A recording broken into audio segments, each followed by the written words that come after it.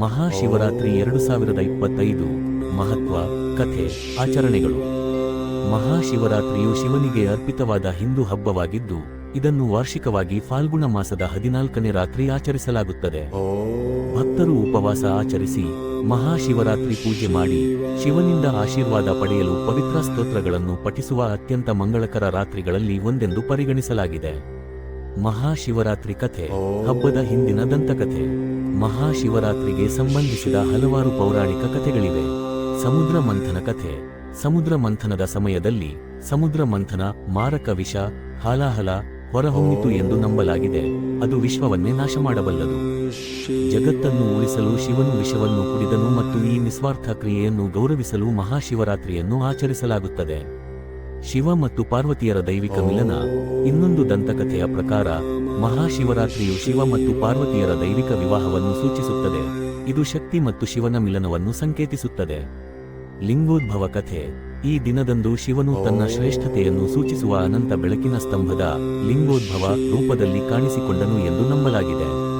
ಉಪವಾಸ ವ್ರತ ಆಚರಿಸಿ ಅನೇಕ ಭಕ್ತರು ಕಟ್ಟುನಿಟ್ಟಿನ ಉಪವಾಸವನ್ನು ಆಚರಿಸುತ್ತಾರೆ.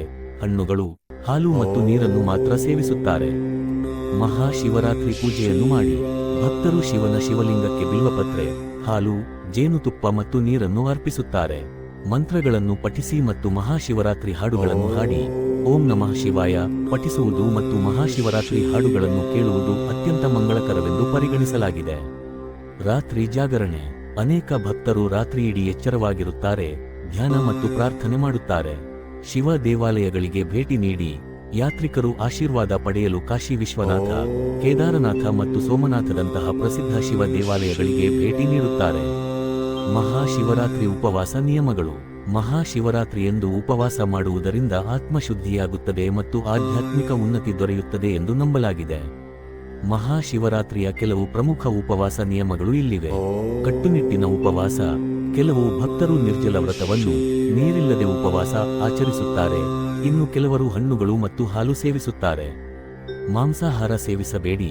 ಭಕ್ತರು ಈರುಳ್ಳಿ, ಬೆಳ್ಳುಳ್ಳಿ, ಧಾನ್ಯಗಳು ಮತ್ತು ಮದ್ಯಪಾನದಿಂದ ದೂರವಿರುತ್ತಾರೆ. ಉಪವಾಸವನ್ನು ಸರಿಯಾಗಿ ಮುರಿಯಿರಿ.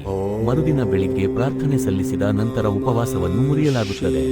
ಮಹಾಶಿವರಾತ್ರಿಯ ಮಹತ್ವ. ಹಿಂದೂ ಧರ್ಮದಲ್ಲಿ ಮಹಾಶಿವರಾತ್ರಿಗೆ ಅಪಾರ ಮಹತ್ವವಿದೆ. ಶಿವನನ್ನು ಪೂಜಿಸಲು ಇದು ಅತ್ಯಂತ ಪವಿತ್ರ ರಾತ್ರಿ ಎಂದು ಪರಿಗಣಿಸಲಾಗಿದೆ. ಈ ಹಬ್ಬವು ಭಕ್ತಿ ಮತ್ತು ಸ್ವಯಂ ಶಿಸ್ತಿನ ಮೂಲಕ ಕತ್ತಲೆ ಮತ್ತು ಅಜ್ಞಾನವನ್ನು ಜಯಿಸುವುದನ್ನು ಪ್ರತಿನಿಧಿಸುತ್ತದೆ. ಈ ರಾತ್ರಿ ಪ್ರಾರ್ಥನೆ ಮಾಡುವುದರಿಂದ ಆಂತರಿಕ ಶಾಂತಿ, ಸಮೃದ್ಧಿ ಮತ್ತು ಆಧ್ಯಾತ್ಮಿಕ ಜ್ಞಾನೋದಯವಾಗುತ್ತದೆ ಎಂದು ನಂಬಲಾಗಿದೆ. ಮಹಾಶಿವರಾತ್ರಿ ಆಚರಣೆಗಳು. ಈ ದಿನವು ಶಿವನಿಗೆ ಅರ್ಪಿತವಾದ ವಿಶೇಷ ಆಚರಣೆಗಳು ಮತ್ತು ಪೂಜೆಗಳಿಂದ ಗುರುತಿಸಲ್ಪಟ್ಟಿದೆ. ಅಭಿಷೇಕ. ಶಿವಲಿಂಗವನ್ನು ಹಾಲು, ಜೇನುತುಪ್ಪ, ನೀರು ಮತ್ತು ತುಪ್ಪದಿಂದ ಸ್ನಾನ ಮಾಡಲಾಗುತ್ತದೆ. ಅರ್ಪಣೆಗಳು. ಭಕ್ತರು ಶಿವನಿಗೆ ಬಿಲ್ವಪತ್ರೆ, ಹಣ್ಣುಗಳು ಮತ್ತು ಹೂವುಗಳನ್ನು ಅರ್ಪಿಸುತ್ತಾರೆ. ದೀಪಗಳನ್ನು ಬೆಳಗಿಸುವುದು. ದೈವಿಕ ವಾತಾವರಣವನ್ನು ಸೃಷ್ಟಿಸಲು ದೀಪಗಳು ಮತ್ತು ಧೂಪದ್ರವ್ಯಗಳನ್ನು ಬೆಳಗಿಸಲಾಗುತ್ತದೆ. ಮಂತ್ರ ಪಠಣ. ಓಂ ನಮಃ ಶಿವಾಯ ಎಂಬ ಶಕ್ತಿಯುತವಾದ ಜಪವನ್ನು ರಾತ್ರಿಯಿಡೀ ಪುನರಾವರ್ತಿಸಲಾಗುತ್ತದೆ. ವಿವಿಧ ಹಂತಗಳಲ್ಲಿ ಪೂಜೆ. ರಾತ್ರಿಯಲ್ಲಿ 4 ಬಾರಿ ವಿಶೇಷ ಪೂಜೆಗಳನ್ನು ನಡೆಸಲಾಗುತ್ತದೆ. ಮಹಾಶಿವರಾತ್ರಿ ಆಹಾರ. ಮಹಾಶಿವರಾತ್ರಿಯ ಸಮಯದಲ್ಲಿ ಭಕ್ತರು ಹಗುರವಾದ ಮತ್ತು ಜೀರ್ಣಿಸಿಕೊಳ್ಳಲು ಸುಲಭವಾದ ಸಾತ್ವಿಕ ಆಹಾರವನ್ನು ಸೇವಿಸುತ್ತಾರೆ. ಸಾಮಾನ್ಯ ಆಹಾರ ಪದಾರ್ಥಗಳು: ಸಬುದಾನ ಖಿಚಡಿ, ಹಣ್ಣುಗಳು ಮತ್ತು ಒಣ ಹಣ್ಣುಗಳು, ಖೀರ್ ಮತ್ತು ಬಾಸುಂದಿಯಂತಹ ಹಾಲು ಆಧಾರಿತ ಸಿಹಿ ತಿಂಡಿಗಳು, ತೆಂಗಿನ ನೀರು ಮತ್ತು ಗಿಡಮೂಲಿಕೆ ಪಾನೀಯಗಳು ಸೇವಿಸಬೇಕು. Mahashivratri dress code.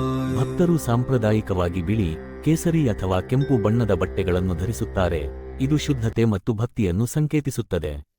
ಅನೇಕರು ಹತ್ತಿ ಅಥವಾ ರೇಷ್ಮೆಯ ಉಡುಪನ್ನು ಬಯಸುತ್ತಾರೆ ಮತ್ತು ಕೆಲವರು ಆಧ್ಯಾತ್ಮಿಕ ಶಿಸ್ತಿನ ಸಂಕೇತವಾಗಿ ರುದ್ರಾಕ್ಷಿ ಮಾಲೆಯನ್ನು ಸಹ ಧರಿಸುತ್ತಾರೆ.